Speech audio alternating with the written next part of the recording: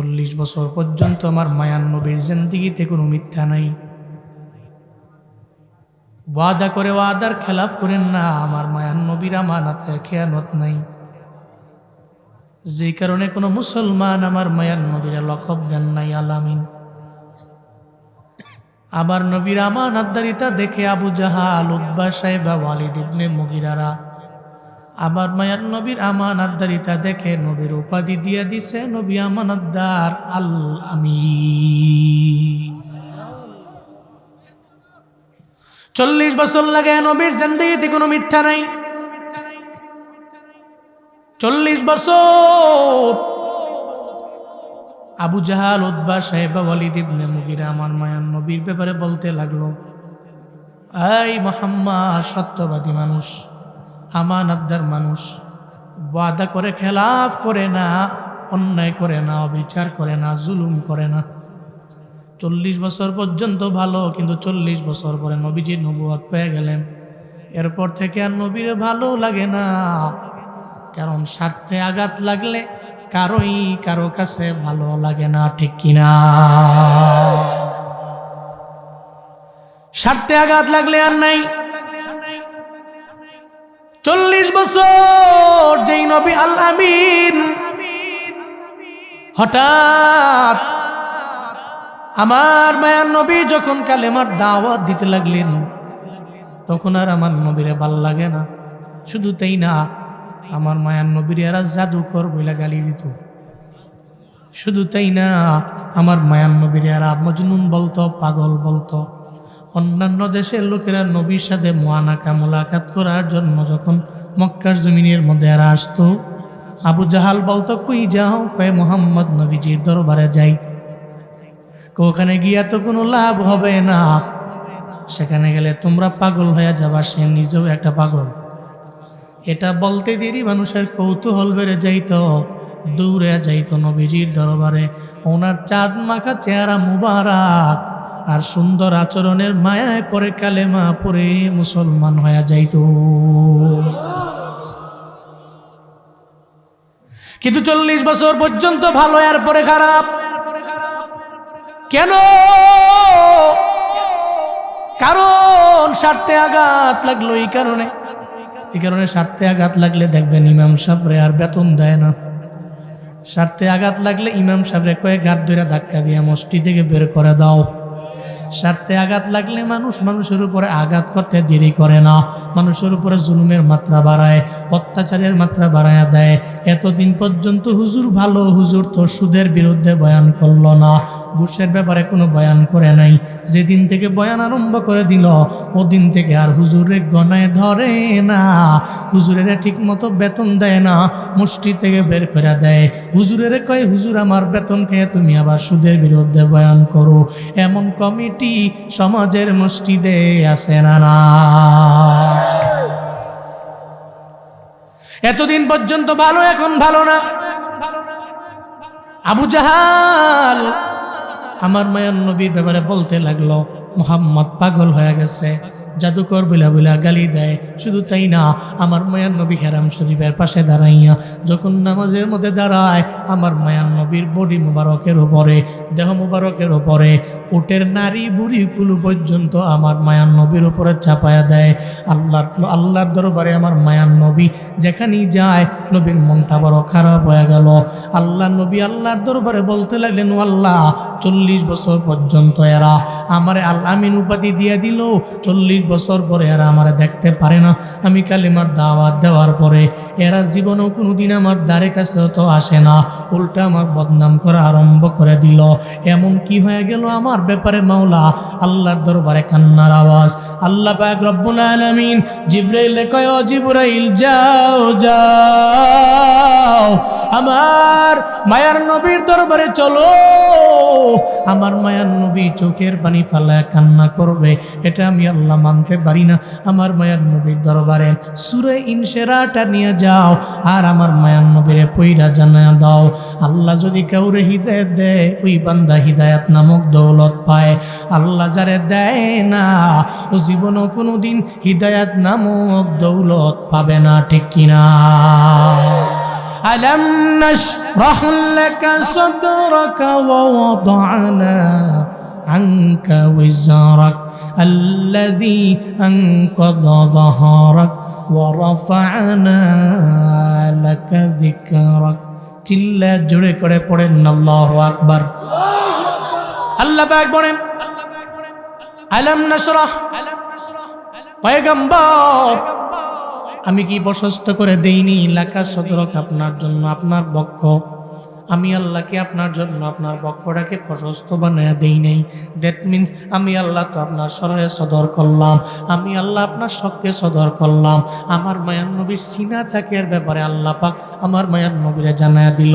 নবীর সিনা চাক হয়েছে কেউ বলেন পুরা জীবনের মধ্যে 2 বার, আবার কেউ বলেন 3 বার। নবীজিকে মেরাজে নেওয়ার সময় জিবরাইল মিকাইল নবীর দরবারে আসছিল। ওই সময় আসার পর আমার মায়ার নবীর দরবারে আইসা আমার মায়ার নবীর বুকটাকে সিনা ভিতর থেকে হৃদয়টাকে বের করলেন। এরপরে জমজমের পানি দিয়ে ধুইলেন, ওপেন হার্ট সার্জারি করলেন। এরপরে যেই জায়গায় হৃদয় মুবারক ছিল ওই জায়গার মধ্যে আমার মায়ার নবীর হৃদয় মুবারকটারে ঢুকায়া দিলেন। ওটাকে বলা হয় সরহে সদর, শক্কে সদর।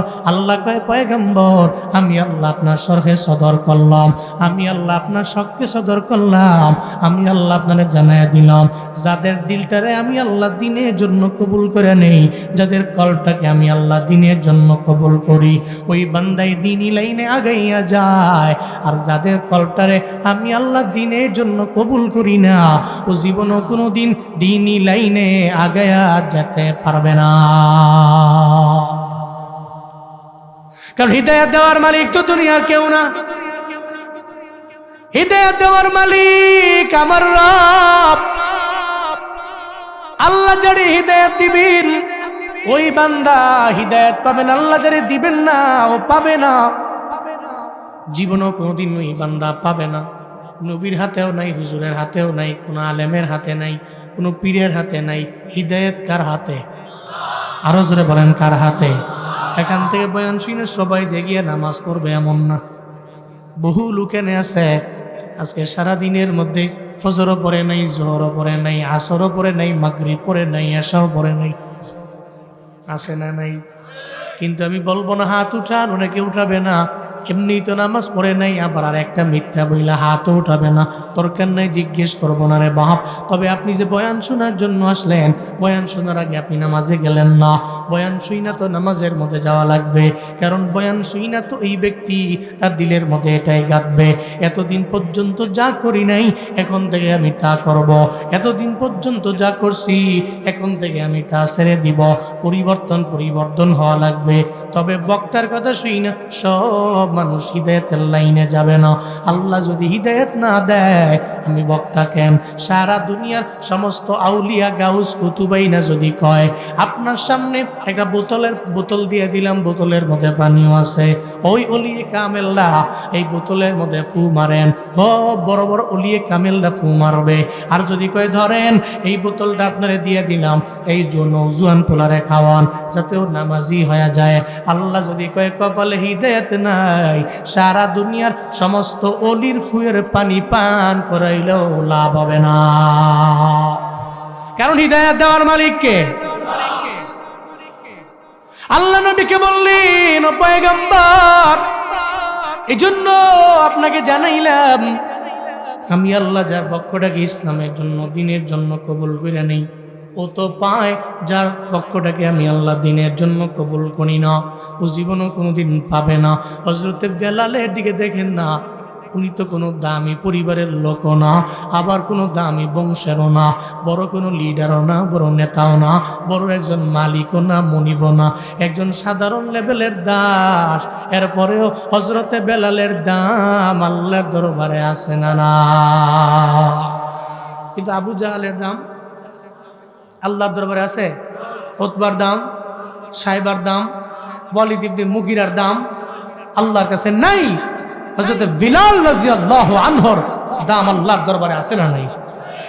এই যে হুজুর সুনামনি কই যাও, যাবাগা বসো,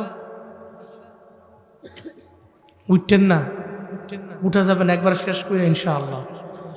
আল্লাহ কবুল করেন, জোরে কোন আমিন। জি রাগ করছেন নাকি আপনারা? কোন মারহাবা, জোরে সুবহানাল্লাহ, আরো জোরে আলহামদুলিল্লাহ, চিল্লা আল্লাহু আকবার।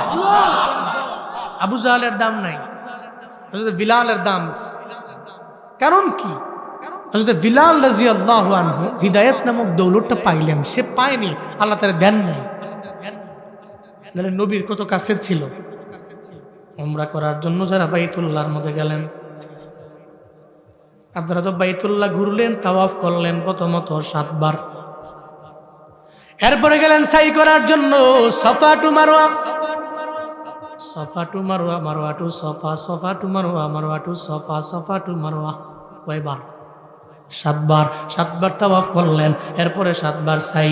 7 বার সাই করার পরে মারওয়া থেকে মুয়াল্লিম সাহেব আপনাকে বের করে নিয়ে গেল, এই হাজী সাহেব তাওয়াফ করলেন 7 বার এবং সাই করলেন 7 বার, এখন মোটামুটি পেশার আইসিনি, কয় কিসের, কয় ইস্তেনজার, কয় হা। এবার মারওয়া দিয়া বের করে দেয়, একটু দূর যাওয়ার পর বেশিক্ষণ হাঁটাও লাগে না, ওই জায়গায় যাওয়ার পরে কয় এটা হাম্মাম। তবে সাধারণ কোনো কারো বাড়ি না, এটা হইলো আবু জাহলের বাড়ি। এখন হয়েছে হাম্মাম, টয়লেট খানা। এবার হাজী সাহেব মনে মনে কয় এখন তো প্রেশার আরো বেড়ে গেছে, ঠিক কিনা? কয় কোন জায়গায়? এইটা পুরাটা দূর ফিরে যায়। এতক্ষণ ছিল, কথা বুঝেন নাই, এখন 1 নাম্বার ছিল, এখন 2 নাম্বার। একবারে গিয়ে প্রেশার পুষার দিয়ে নষ্ট মচ করে নিয়েছে, কেউ সেরা বেড়ে লাইছে সব। আবু জাহালের বাড়ি বলে কথা। এরপরে মুআল্লিম সাহেব আবু জাহালের বাড়ি থেকে তাকে বের করেন, বের করে ওনাকে দেখান, এই যে আমি যেখানে বসে আছি এই জায়গায় যদি আবু জাহালের বাড়ি হয়, ধরেন ওই যে আমার গাড়িটা জেনে আছে, অতটুকু পরেই দেখা যায়। তো মুআল্লিম সাহেব দেখায় ওই যে ইয়েলো কালার, একটু হালকা হলুদ কালার একটা বিল্ডিং দেখা যায়, এটা চিনেন? তো উনি তো কয় আমি নতুন মানুষ, আমি চিনব কই থেকে? এটা হইলো নবীজির বাড়ি, আর এটা আবু জাহালের বাড়ি। যতবার আমি উমরায় গিয়েছি ততবার আমি চিন্তা করছি, বারবার ওই জায়গায় দাঁড়াইয়া, নবীর বাড়ি আবু জাহলের বাড়ি দূরে না, কিন্তু কপালে হিদায়াত নাই, এই কারণে পায় নাই। হযরত বেলাল বড় দামি, হিদায়াতটা কপালে আছে। আফ্রিকার বেলাল নবীর হাতে কালেমা পড়া মুসলমান হয়া আল্লাহর দরবারে বড় দামি হয়ে গেছে। এর মানে হিদায়াত কারো হাতে নেই, হিদায়াত দেওয়ার মালিক একজন, চিল্লা বলেন তার নাম। আল্লাহ পাক বলেন, আমি যার বক্ষ ইসলামের জন্য কবুল করে নি, ওই বান্দা তো দ্বীনের জন্য আগাইতে পারে। এরপরে সূরা ইনশিরাহ 2 নম্বর 3 নম্বর আয়াত আল্লাহ পাকের পরে জানায় দেয়, ওয়া ওয়াদানা আনকা ওয়িজরাক আল্লাযী আনকাদা যাহরাক। চিল্লা পড়েন আল্লাহু আকবার। আল্লাহ পাক বলেন, ওয়া ওয়াদানা, আর আমি নামিয়ে দিলাম, আনকা নবী আপনার থেকে, উইজরক আপনার বুঝা, আপনার বুঝা আমি আপনার থেকে নামাইয়া দিলাম, আল্লাযী আনকাদা যাহরাক, যে বুঝা আপনার পৃষ্ঠ দেশ পর্যন্ত নুয়ে দিয়েছিল, ওই বুঝা আমি আল্লাহ আপনার পিঠ মুবারক থেকে নামাইয়া দিলাম। এখন মুফাসসিরিনে কেরাম বলেন, আমার মায়ার নবীর পিঠ মুবারকের মধ্যে কিসের বুঝা, কিসের বুঝার কথা আল্লাহ পাক বললেন? সব মুফাসসিরিনে কেরাম একমত, আল্লাহর নবীর জিন্দেগিতে কোনো গুনাহ আছে? নবীর জিন্দেগিতে কোনো গুনাহ নাই। লিয়াগফিরা লাকাল্লাহু মা তাকদ্দামা মিন যামবিকা ওয়া মা তাআখার। আল্লাহর নবীর ব্যাপারে আল্লাহ জানিয়ে দিলেন, আমার নবীর জিন্দেগিতে কোনো গুনাহ নেই। এরপর আমি আল্লাহ ঘোষণা দিয়ে দিলাম, আগে পরে যত গুনাহ আছে, আমার মায়ার নবীর যত গুনার কথা আছে, লেশ আছে, যা আছে, যদিও নাই, এরপরও ঘোষণা দিয়ে দিলাম আমি আল্লাহ মাফ করে দিলাম। আল্লাহ পাক বলেন, আমি আপনার থেকে নামিয়ে দিয়েছি আনকা উইজরাক, আপনার জিন্দেগীর যত বুঝা সব আমি আপনার দিকে নামায়া দিয়েছি আল্লাযী আনকাযা যহরাক পয়গম্বর, যে বুঝা আপনার পিঠ মুবারক নুয়ে দিয়েছিল আমি আল্লাহ নামায়া দিলাম। আপনার জিন্দেগিতে কোনো গুনাহ রাখলাম না। এখান থেকে উম্মতে মুহাম্মাদের জন্য একটা শিক্ষা আছে। এই মুহাম্মদ পয়গম্বরের উম্মতেরা, মানে আমরা, আমার নবীর জিন্দেগিতে কোনো গুনাহ নাই। আল্লাহ পাক ঘোষণা দিয়ে দিলেন নবীর গুনাহ নাই। এরপরেও নবী ডেইলি আল্লাহর দরবারে, কেউ বলেন তাওবা করে নবী 70 বার, আবার কেউ বলেন নবী আল্লাহর দরবারে তাওবা করে 100 বার। এই বাবারা, নবীর জিন্দেগিতে গুনাহ নাই, এরপরেও তাওবা করে যদি 100 বার, আমগো জিন্দেগিতে গুনাহ আছে না নাই? আছে না নাই? একটু চোখ দুটা বন্ধ করে একটু চিন্তা করেন না। আপনার ডান হাতে তাকাইলে গুনাহ, আপনার বাম হাতে তাকাইলে গুনাহ, আপনার পায়ের দিকে তাকাইলে গুনাহ, আপনার পুরা বডিতে তাকাইলে গুনাহ, সারা পুরা বডিটাই গুনাহে গুনাহে ভরা। ও বাবারা, একটু চিন্তা করেন, এত যে গুনাহ, আল্লাহর নবীর জিন্দেগিতে গুনাহ নাই। নবী আল্লাহর দরবারে যদি তাওবা করে 100 বার, তাহলে আমগো আল্লাহর দরবারে তাওবা করার কথা তো 1000 বার। কিন্তু আমরা করি কয়বার? ঠিক মতো ফজরে যাই না, জোহরে যাই না, আসর পড়ি না, মাগরিব পড়ি না, এশাও পড়ি না। হুজুর যদি কয়, হুজুরের ধমক দিয়া ফালাইয়া দেই।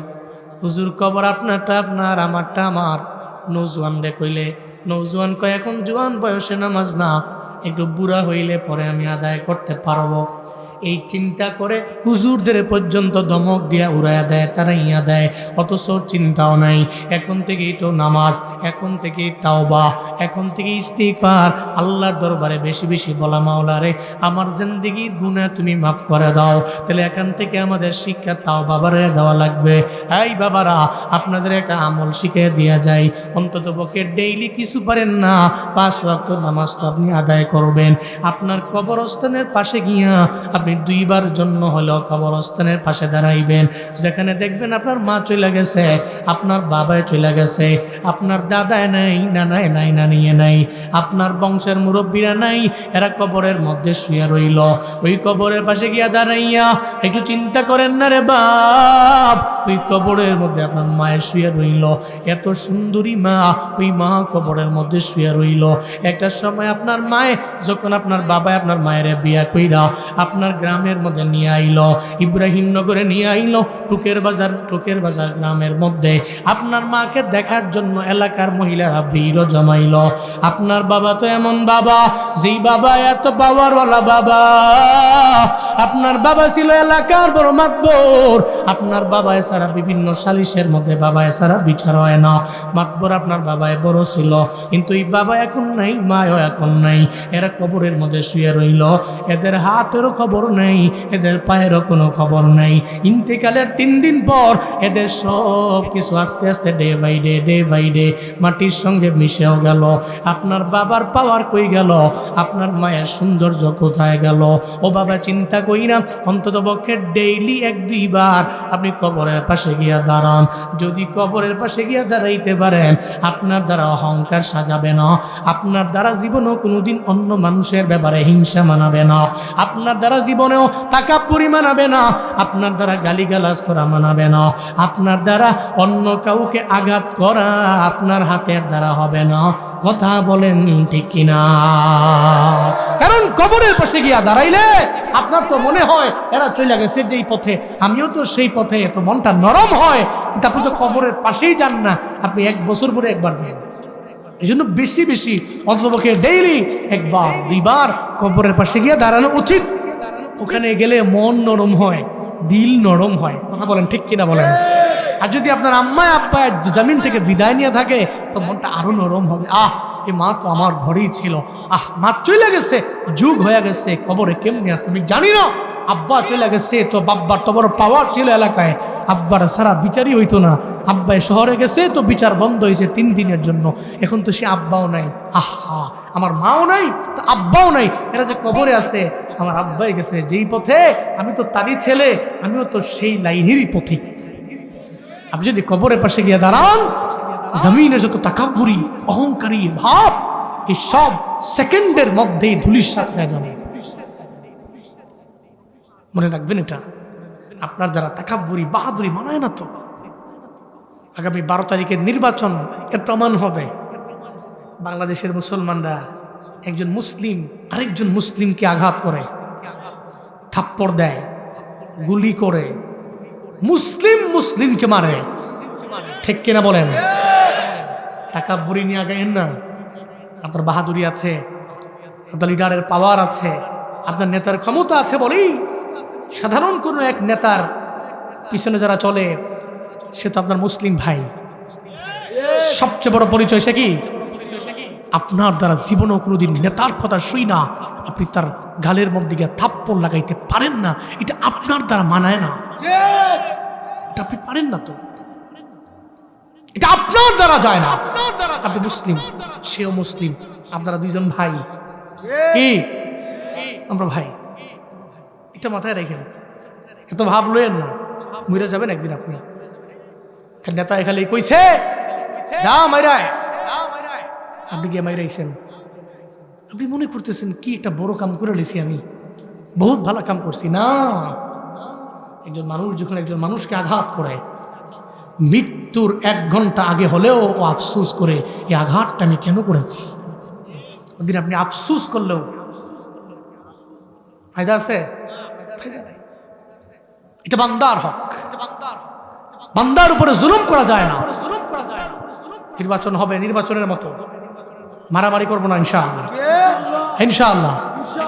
আমরা হবিগঞ্জ নবীগঞ্জের মুসলমানরা নিয়ত করতেছে আমরা মারামারি, কাটাকাটি, খুন খারাপি এর দিকে অগ্রগামী হব না ইনশাআল্লাহ। আমরা মুসলমান মুসলমান ভাই ভাই, হ্যাঁ মাঝে মাঝে কথা দিয়ে কাটাকাটি হতে পারে, ন্যাচারাল ব্যাপার, কিন্তু এর মানে কি মারতে হবে? আর যাই করেন, বাংলাদেশের পুলিশ সদস্যদের মতো এরকম অমানুষ হইয়েন না, কিছু আছে মানুষ। আজকেও দেখছেন না? এই জন্য আমি বলি এদের ড্রেস চেঞ্জ হয়েছে, স্বভাব চেঞ্জ হয় নাই, ঠিক কিনা? বাংলাদেশ পুলিশের ড্রেস চেঞ্জ হয়েছে, দেখতেও সুন্দর লাগে, ড্রেস দেখতে ভালো লাগে। আগের ড্রেস দেখলে ঘৃণা সৃষ্টি হইতো, এখন ড্রেস দেখলে ভালো লাগে, তবে ড্রেস চেঞ্জ হয়েছে ঠিক হয়, স্বভাব তো ঠিক হয় না।